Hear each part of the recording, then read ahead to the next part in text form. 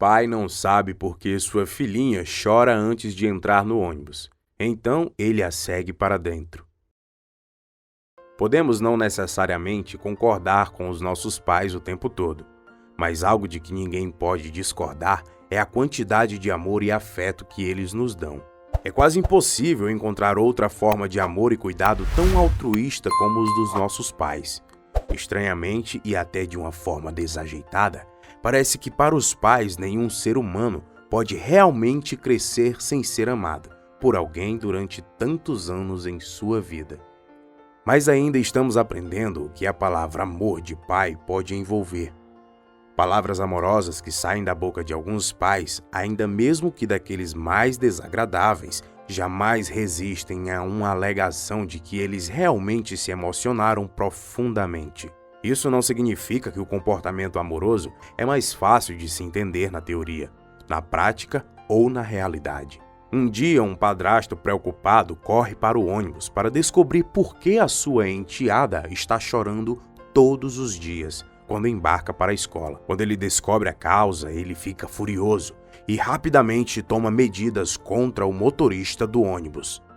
O pai de Candace a abandonou, alegando que não tinha nada a ver com ela, quando ainda estava dentro da barriga de sua mãe, Lily. Então, ela foi a única companhia que ela teve desse ponto em diante. Mas quando Lily conheceu Derek, tudo mudou.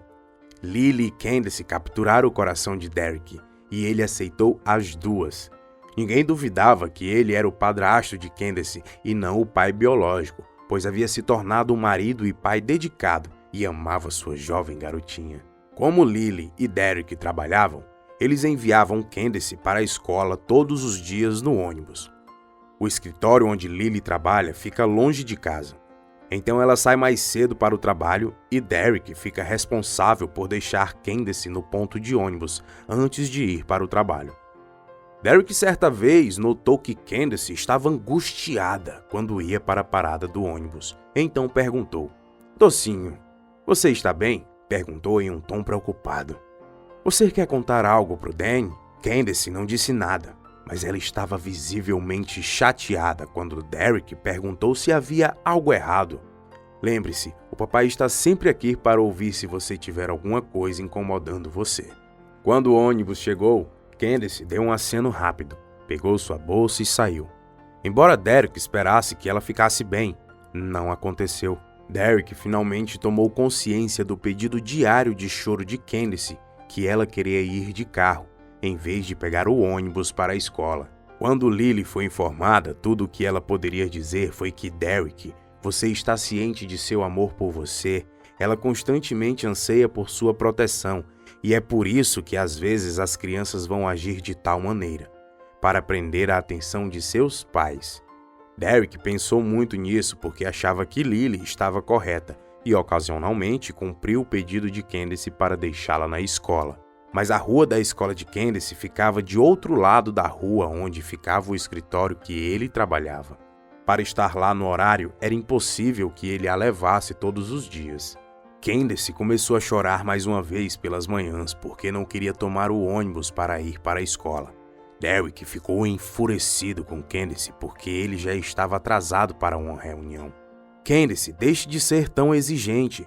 Você é a única criança que dá problema. Todas as crianças andam de ônibus todos os dias." Apesar disto, Candace chorava e baixou a cabeça e continuou a chorar. Assim que o ônibus chegou, ela entrou. E Derek, que tinha se acalmado, percebeu que ele não devia ter sido tão duro com ela e sentiu-se culpado. "Oh Deus, por que eu senti a necessidade de agir com raiva? Eu vou fazer as pazes quando ela chegar em casa", ele disse.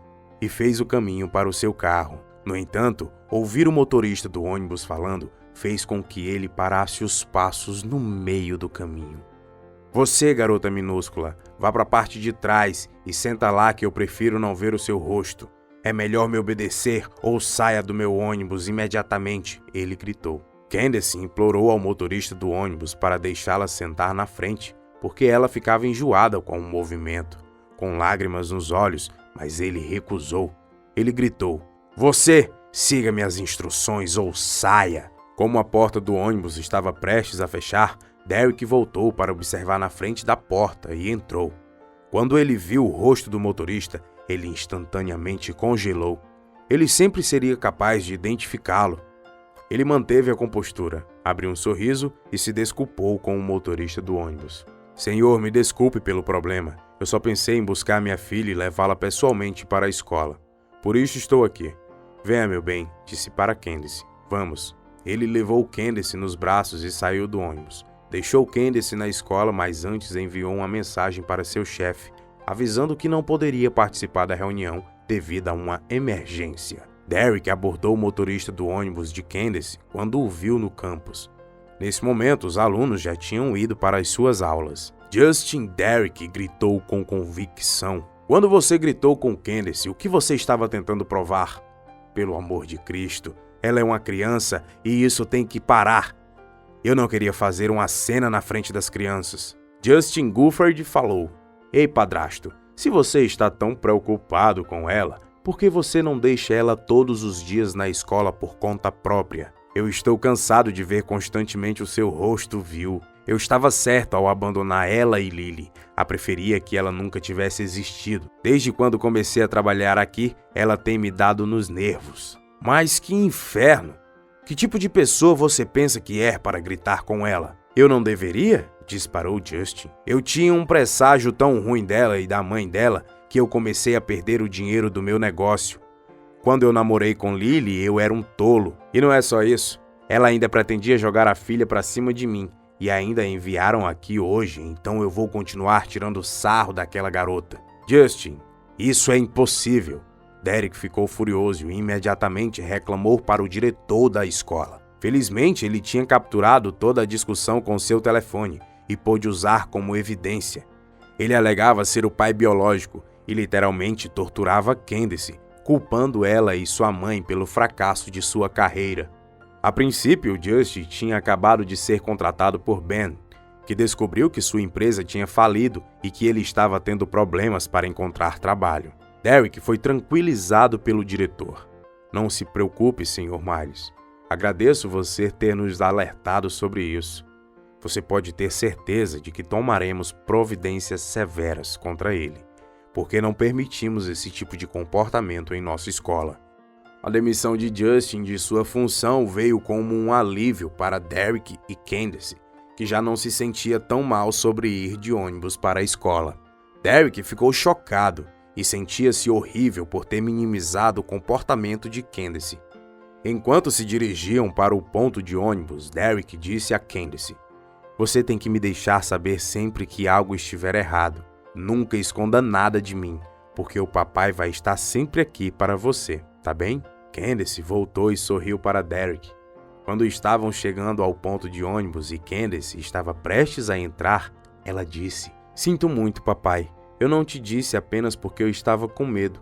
Eu aprecio o seu amor e te amo, e acenou para ele.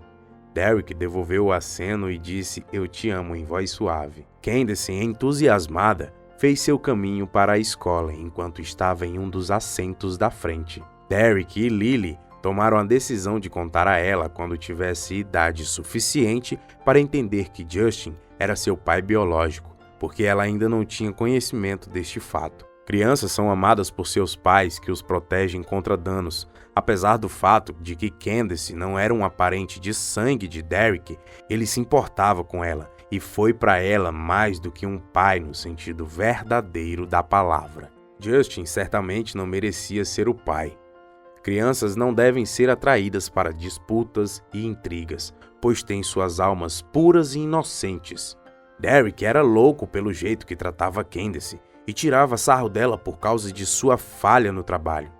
Ele foi demitido quando o karma finalmente pegou ele. Quando se fala com uma criança, um pai amoroso muitas vezes se abaixa para ficar da altura da criança. E a fim de melhor compreender como eles percebem o mundo, eles conhecem que uma criança não pode facilmente se adaptar às demandas externas e que nos primeiros anos elas devem ser priorizadas e colocadas nos holofotes para dar-lhes uma chance de crescerem. Eles vão precisar ser banhados de atenção por um tempo suficiente, a fim de eventualmente se desenvolverem em uma espécie de adulto compassivo e satisfeito. Pais amorosos sabem instintivamente que crianças que chamam a atenção precisam dos cuidados sensíveis e apropriados para os tirarem dessa condição frenética.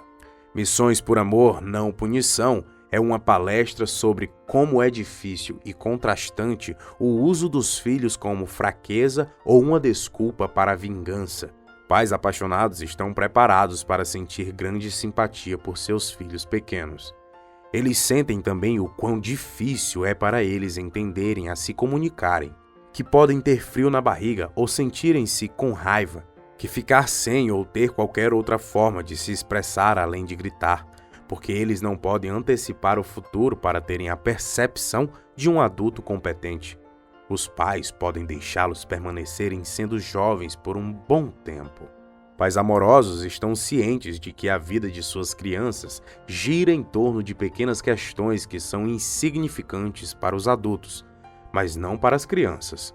Elas vão experimentar de intensa felicidade quando forem capazes de agarrar algo que as anime. Eles podem bater os talheres quando encontrarem algumas ervilhas ou experimentarem de uma tristeza profunda quando perderem seu animal de estimação, ou um coelho, ou um botão, ou a página favorita do seu livro. Esses pais estão cientes de que tudo no mundo vai parecer sem esperança, porque acidentalmente o pai comeu todas as batatas fritas, ou porque não tem mais tempo para ler histórias, porque já é hora de dormir. O bom pai não se ofende com o fato de que a criança está fazendo um grande negócio que não vai dar em nada e vai concordar com a alegria da criança em uma poça de tristeza sobre uma meia desconfortável. Ele reconhece que a criança tem capacidade de empatia para uma variedade de sofrimentos apropriados para a sua idade e que serão cruciais para a sua capacidade de empatia maior com os outros e para gerenciar problemas reais. Gostou do vídeo de hoje? Então se inscreva e não esqueça de acionar o sininho para ficar por dentro de todas as histórias sensacionais.